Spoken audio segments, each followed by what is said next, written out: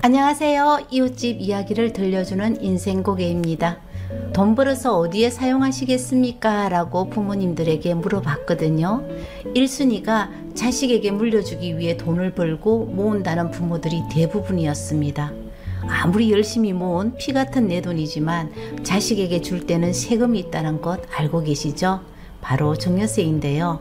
특히 결혼하는 자식들 집 마련할 때 부모님들은 내 돈 내 자식에게 주겠다는데 왜 세금을 내야 되는지 모르겠다고 분통 터진다고 말을 합니다. 그리고 조금이라도 절세할 수 있는 방법이 없을까 하고 고민들 많이 하실 겁니다. 오늘 인생고개에서는 결혼자금 증여세 면제 한도 상향에 대해서 한번 알아보기로 하겠습니다.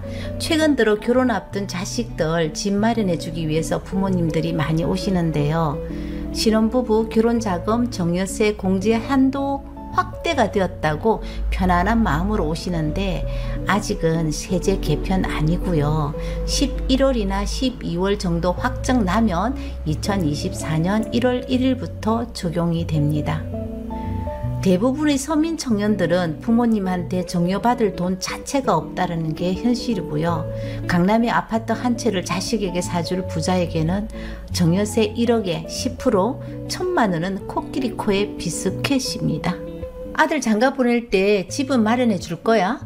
월급도 많은 직장에 다니니까 아들은 집 산다고 하지. 내 아들 얘기하면 속에서 불이 난다.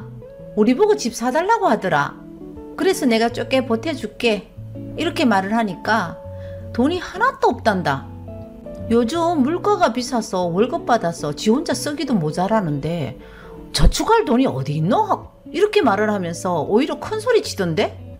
내가 자식을 잘못 키웠구나 생각했다. 신경질 나서 돈 없으면 월세 얻어서 결혼하든가 결혼하지 마라. 참 친구야, 얼마 전 뉴스 보니까 신혼부부 결혼자금으로 부모가 증여하면 증여세 없다고 하던데 맞나? 네 아들뿐만 아니라 부모의 도움 없이 신혼부부가 내 집을 마련하기가 현실적으로는 쉽지 않잖아. 정부의 의도는 워낙 요즘 젊은 사람들이 결혼도 안 하고 출산을 하지 않으니까 출산 장려 목적으로 증여세 공제 한도를 확대했는데 내 개인적인 생각으로는 별 큰 도움은 되지 않을 거라고 생각해. 세금 때문에 결혼 못하는 것도 아니고 결혼한다고 아이를 반드시 낳는 것도 아니잖아. 출산 장려보다는 부모가 자식들 결혼할 때 내 집 마련 자금을 증여세 걱정 없이 도움을 줄 수 있다는 점에서 훨씬 반기는 분위기더라. 그래서 어떻게 아들 결혼할 때 집 사준다고? 우리도 큰 돈은 이제 없다. 딸들 결혼할 때 전세금 보태주고 하니까 우리도 돈 없다. 목돈 자꾸 너처럼 생각 없이 주면 나중에 증여세 나올 건데?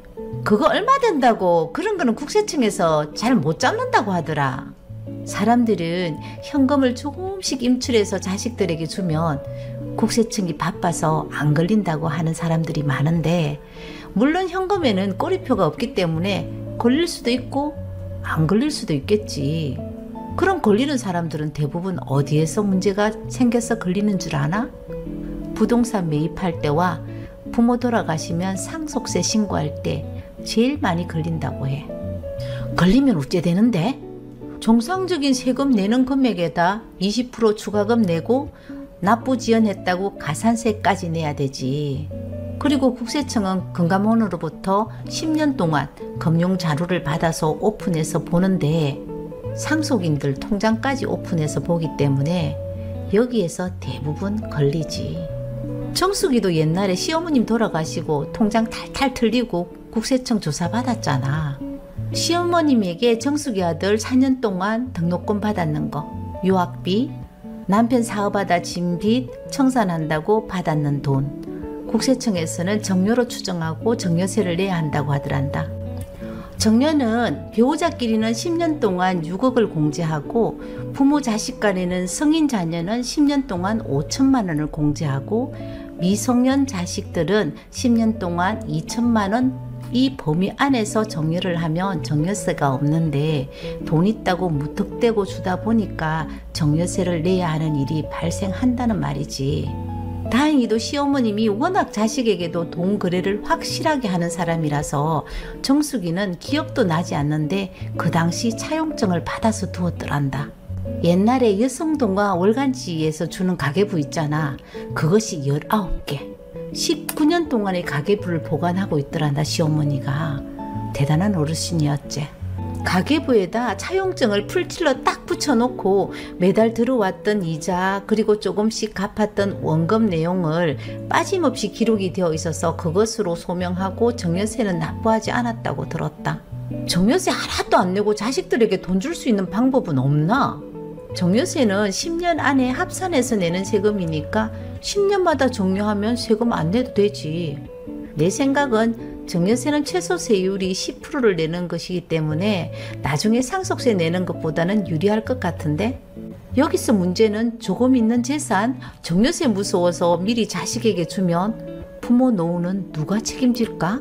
자식들 돈 받을 때와 받고 난 후가 다르다는 말을 너무 많이 들어서 걱정은 조금은 되거든. 그리고 현금 정려를 할 때 정여세를 절세할 수 있는 방법도 있다. 정여세는 받는 사람이 얼마를 받았는지에 따라서 세금이 적용되기 때문에 정려받는 사람을 분산해서 정려받으면 되지. 아들에게만 주지 말고 며느리도 주고 손자도 주고 손녀도 주고 이렇게 공제 한도 범위에서 주면 세금을 아낄 수 있는데, 우리나라 부모님들 며느리에게 주는 거 안 좋아하더라. 내가 알고 있는 사람 중에 현금 부자가 있었거든. 하루는 며느리와 통화를 하면서 소리를 막 지르면서 성질을 내는 거야. 나중에 내가 물어봤다. 요즘 시어머니가 며느리 눈치 보는 세상인데 그렇게 소리 질러도 되냐고 했더니 돈이 좋기도 하고 무섭기는 하더라. 며느리에게 시어머니 체크카드를 주고 아들 월급은 절대 쓰지 말고 무조건 이 카드로 생활비로 쓰라고 했단다. 편법으로 정리하기 위해서 아들하고 약속을 한 거지. 아들하고 며느리는 다르잖아.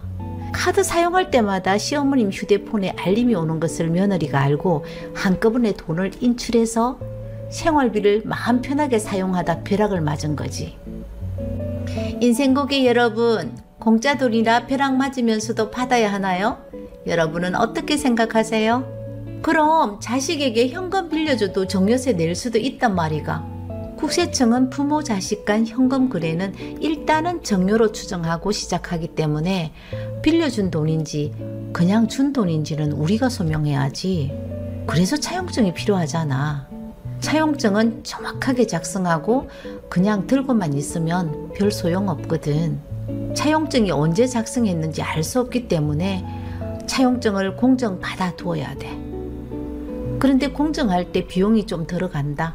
이 돈 또 아깝다고 생각하는 사람들은 우체국에 가서 내용 증명을 보내는 방법과 동사무소에 임대차 계약 확정일자 받듯이 확정일자 받아도 된다고 하더라. 그리고 매월 이자하고 원금을 분할 상환하는 것이 가장 중요하다고 해. 근데 일하다 보면 부모들이 자식들에게 주는 돈이 대충 얼마 정도 되는데, 부모에게 전혀 도움받지 않고 스스로 저축해서 대출받아서 하는 사람부터 시작해서 우리가 정말 놀랄 정도의 금액까지 지원받는 자식도 있다. 보통은 내가 경험한 경우에는 1억에서 3억 미만을 지원받는 자식들이 제일 많거든. 소도 비빌 언덕이 있어야 되는데 부모가 가난한 자식들은 정여세 한도가 무슨 소용 있겠어? 직장 생활에서 오히려 부모 생활비 줘야 하는 자식들도 얼마나 많은데. 그럼 우리 아들 지금 결혼하면 공제 혜택 못 보나? 2024년 1월 1일 이후에 정리한 것부터 적용하기 때문에 지금은 안 되지. 그럼 올해 결혼해서 집을 사야 되는 사람은 혜택을 못 보는 거네?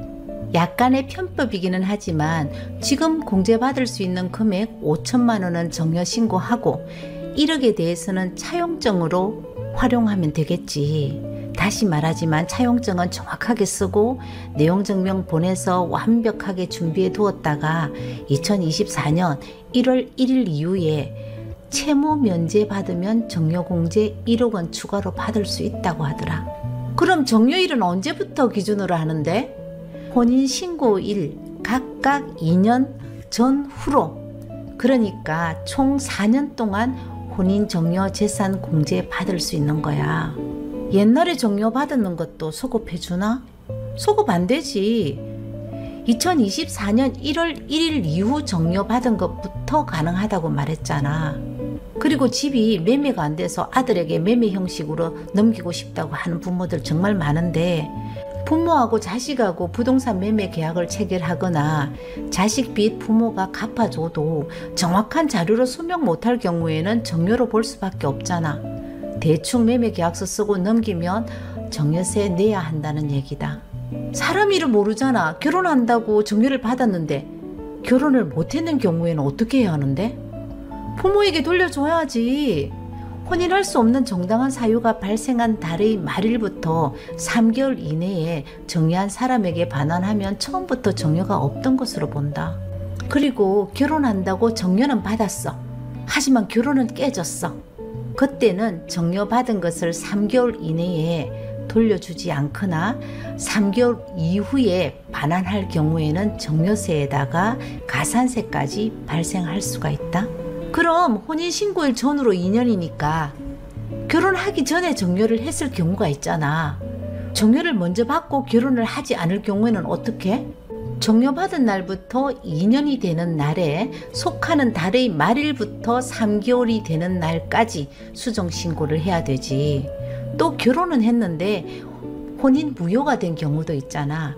혼인 무효 확정 판결일이 속하는 달의 말일부터 3개월이 되는 날까지 역시 수정신고 해야 된다. 신고 안 한다면 정려세에 가산세가 발생하겠지. 또 궁금한 것, 재혼이나 사실혼도 해당 사항 있나? 사실혼은 포함되지 않는다. 혼인신고일 기준으로 모든 명확한 증거가 필요하기 때문에 사실혼은 포함되지 않는다. 재혼은 현재로는 언급이 없는데 앞으로는 추가적으로 지켜봐야 될 것 같지 않나? 난 개인적으로 재혼도 포함시켜줘야 된다고 생각을 하거든. 요즘은 이혼하는 사람도 많고 재혼하는 사람도 상당히 많기 때문에 가능성은 있지 않을까? 혼인율도 높이고 출생률을 높아지게 하는 게 이 법의 취지이기 때문에 재혼은 포함돼야 된다고 봐. 이번 정려세 공제 목적이 혼수자금 지원해 주는 데 있다고 했잖아. 정려받은 현금을 실제로 혼수에 쏟는지 안 쏟는지 어떻게 확인하는데? 검증은 사실상 불가능하지 않을까? 어디에 사용하는지는 묻지 않으니까 그 부분은 염려를 하지 않아도 될 것 같더라. 그만 좀 물어. 난 공인중개사지 세무사는 아니야. 세금은 꼭 전문가에게, 세무사에게 상담을 받아야 된다. 알았지? 인생고객 여러분, 자식에게 도움을 줄 수 있는 경제적 여유를 가진 사람만 부모 아닙니다. 서민들은 자녀 결혼할 때 단돈 1,000만 원 보태기도 힘든 이웃이 정말 많거든요. 진짜 돈 있는 사람들은 정려세 무서워서 자식 결혼 자금 못 주지는 않을 겁니다. 각양각색의 기발한 방법을 동원해서 자식들에게 조금이라도 더 주기 위해서 오늘도 우리 부모님들은 돈을 아끼고 하고 싶은 것을 포기하면서 살아갑니다. 우리는 앞으로 100세 아니 120세를 살 수 있는 시대에 살고 있습니다. 자식에게 도움을 주는 것도 물론 좋지만 일할 수 없는 우리 노후 준비는 꼭 하시고 난 다음에 자식을 생각해야 합니다. 완벽한 노후 준비는 없습니다. 최고의 노후 준비는 못하더라도 최악의 노후가 되지 않도록 해야 되지 않겠습니까? 오늘 인생고개 여기에서 마치겠습니다. 오늘 영상 마음에 드셨다면 구독, 좋아요 눌러주세요. 감사합니다. 인생고개 여러분은 나이 들어 어디에서 살고 싶습니까?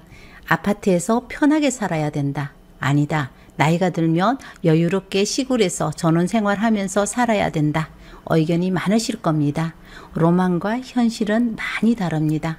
오늘 인생고개에서는 내가 만약 전원주택에 산다면 어느 곳에 어떻게 집을 짓고 살까 생각해보는 시간을 가져보겠습니다. 앞의 영상에도 말씀드렸지만 저의 직업은 공인중개사입니다. 20년 정도 일을 하면서 다양한 경험을 했고요.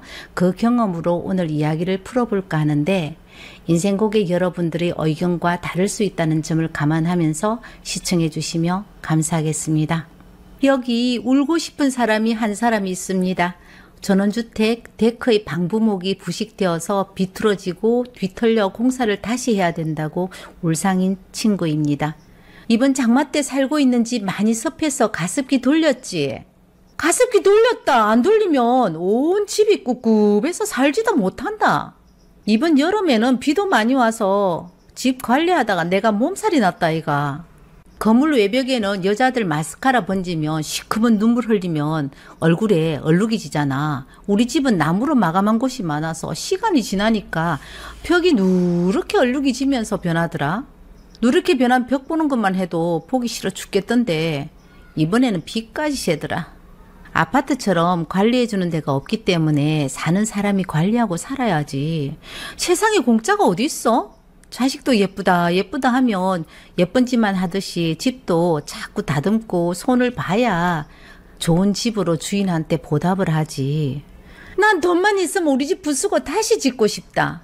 그러니까 처음 집 구입할 때부터 잘해야 된다고 내가 말했잖아. 아파트를 사러 와도 사람마다 취향이 다 다르거든. 내가 만약 전원주택에 살아야 된다면 난 이런 집을 고르거나 집을 지을 거야. 집을 짓는다면 맨 먼저 집 지을 땅을 사야 되잖아. 보존관리지역의 임야는 도시지역이 아니기 때문에 도시지역보다 저렴한 편이거든. 가격도 저렴하게 구입할 수도 있지만 경치도 좋은 곳이 많아서 전원주택지로도 인기가 상당히 있는 편이야. 그래서 땅은 조금 넓은 것으로 구입하고 집은 관리하기 좋은 내가 선호하는 평수로 짓고 마당에는 꽃도 심고 채소도 가꾸고 살고 싶은데 사실 나이가 들면은 체력적으로 관리하기는 조금 힘들 것 같아. 말만 난 이렇게 하지 못할 것 같지 않나? 난 아마 못할 거야. 우리 집 억수로 덥대. 소양집이니까. 그리고 양면이 통유리로 되어 있으니까 춥고 덥고 한 거지. 그건 당연한 거야. 집은 방향이 남양집이 제일 좋다. 아파트처럼 단열이 잘 되는데도 남양집을 선호하는 것은 난방비 때문이잖아. 땅을 사고 집을 지으려고 보니까 경치가 서양이나 동양이 끝내주면 어쩔 수 없이 경치 보고 방향을 무시하고 짓는 게 전원주택이거든. 요즘은 단열이 잘 되는 편이라 오래된 전원주택처럼 춥고 덥고는 덜하지만 방향에서 오는 온도 차이는 어쩔 수가 없더라. 특히 서양집은 추위를 많이 타거나 햇빛을 너무너무 좋아하는 사람들을 제외하고는 들어가면 안 된다. 여름에 더워 죽는 대신에 겨울에는 난방비 별로 안 나오는 장점도 있지만 그래도 너무 덥다. 아무리 에어컨이 있다고 해도 더위 많이 타는 사람은 서양집은 좀 그렇다 생각해 봐야 된다.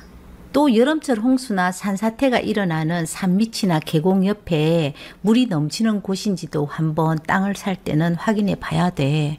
요즘은 홍수나 재해로 인해 부자들이 높은 지대의 땅을 사서 집을 짓는다고 부자 동네가 변하고 있다고 하지만 전원주택은 비탈진 언덕에 있으면 겨울에 길이 얼어버리면 감옥이 따로 없다.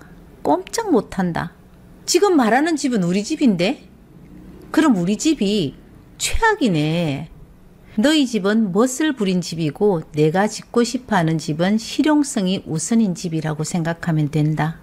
네가 지금 살고 있는 집은 너무 드라마에나 영화에 나오는 집처럼 독특하게 지어져서 보기는 너무 좋고 멋있는 집이지만 실용성은 많이 떨어지잖아.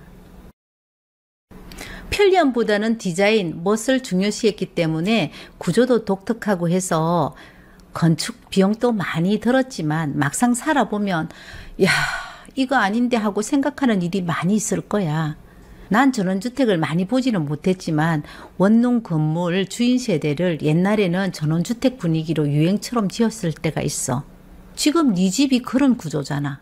복층 구조로 1층, 2층 연결하는 내부 계단으로 지어져 있어서 2층에는 침실, 1층에는 주방이나 가족들이 모여 지낼 수 있는 거실 구조인데 그럼 층고가 얼마나 높겠어. 거기에다가 커다란 멋진 상데리아 전등을 달아두면 평생 가도 혼자서는 청소 못할 뿐 아니라 전등이 나가면 업자 불러야 하기 때문에 빛 좋은 개살구다. 니 어찌 알았노? 우리 집에 거실등이 나갔는데 전기하는 사람이 와서 갈아 끼우고 아이의 거실 벽 쪽에 등을 다시 양쪽으로 달았다 아이가. 그래서 우리는 거실등은 안 선다. 워낙 높아서 밝지도 않거든. 요새 내가 그것을 느끼고 산다. 집은 관리하기 좋고 다른 사람이 뭐라고 하든지 내가 살기 편한 그런 구조가 최고라는 것을 내가 요즘 진짜 뼈저리게 느끼고 산다. 주거의 목적을 어디에 두고 사느냐는 개인의 차이가 있기 때문에 누가 맞고 틀린 문제는 아니지. 내 형편대로 내 취향대로 살면 되는 건데 다른 사람의 주거 형태를 감나와라 배나와라고 하는 사람들이 많은데 제발 남의 일에 간섭하지 말았으면 좋겠더라. 평생을 직장 생활하면서 다른 사람 눈치 보고 비위 맞추고 때로는 과시하면서 살았다면 이제는 모든 것을 내려놓고 사는 것도 멋지게 사는 게 아닐까? 우리가 전에 전원주택 사러 다녀보니까 우리 눈에 확 들어오는 집은 없더라. 그때 서두르지 말고 천천히 알아봐야 되는데 성질 급한 남편 때문에 이 집 사고 후회를 얼마나 했는지 모른다.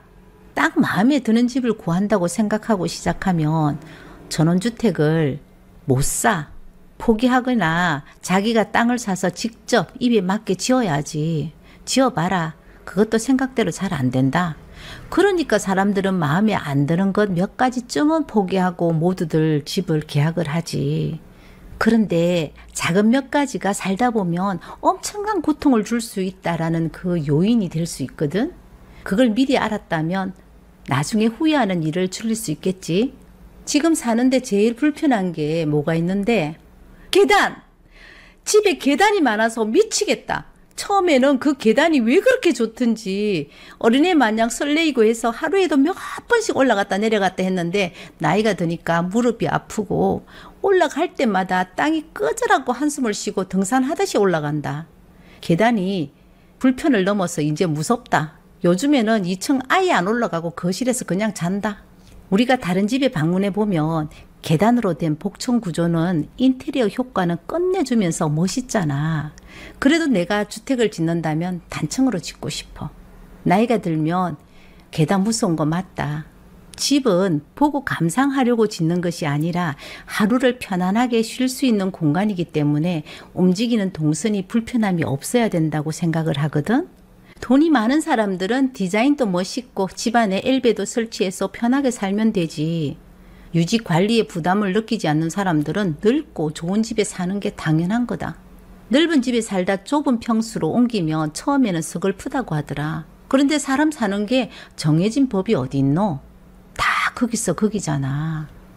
복층은 젊은 사람들 경우에는 운치 있고 애들도 정말 좋아하는 구조니까 추천하지만 나이 들어 건물 유지비나 생활비를 목돈에서 끄집어내어서 쓰는 사람들은 통장 잔고가 줄 때마다 마음이 불안해. 그래서 아끼게 되고 그때부터 마음도 몸도 고생이 시작되는 거야. 처음에는 자주 오던 자식들도 친구들도 발길이 뜸해지면서 내가 이렇게 큰 집에서 뭐하나 싶을 때도 있을 거다. 난 요즘 옆집 개소리하고 사람들 소리에 정말 확 돌아버리겠다. 그리고 보니까 너희 집 옆에 전원주택 단지 들어왔지. 여기도 전원주택 단지가 생겼거든.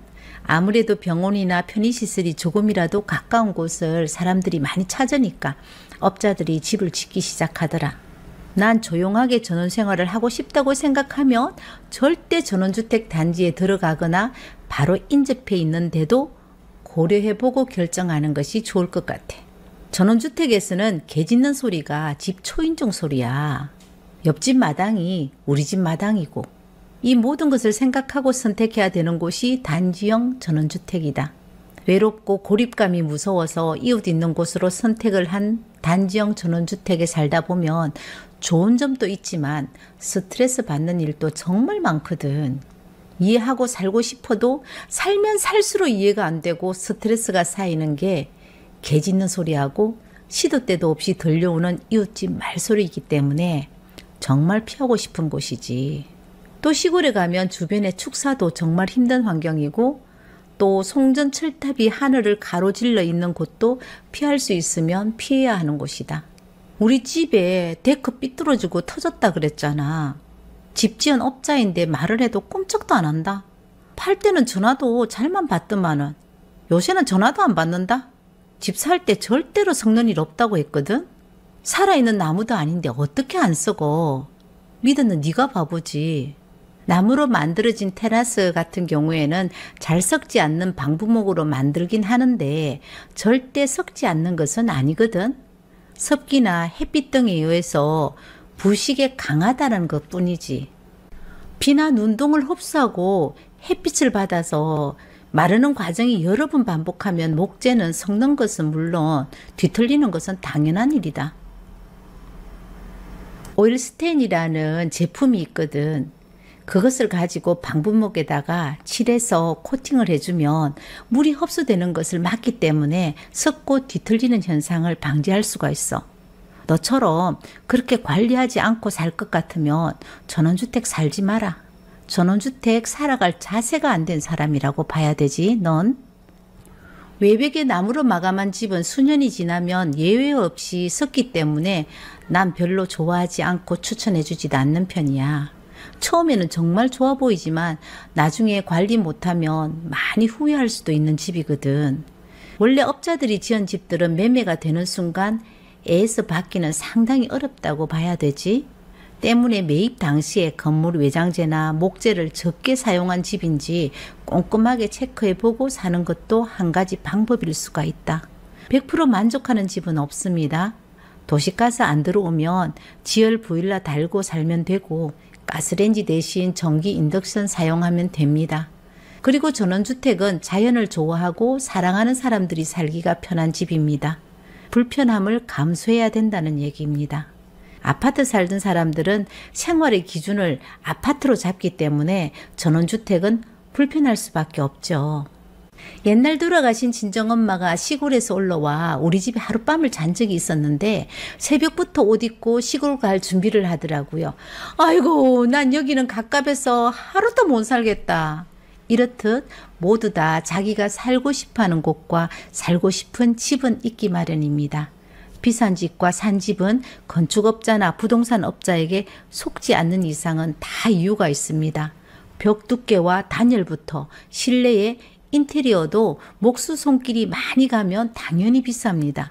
어떤 집이 좋은지는 각 개인이 생활하는데 무엇을 제일 중요하게 생각하는지에 따라 경제력에 맞게 선택하시면 됩니다.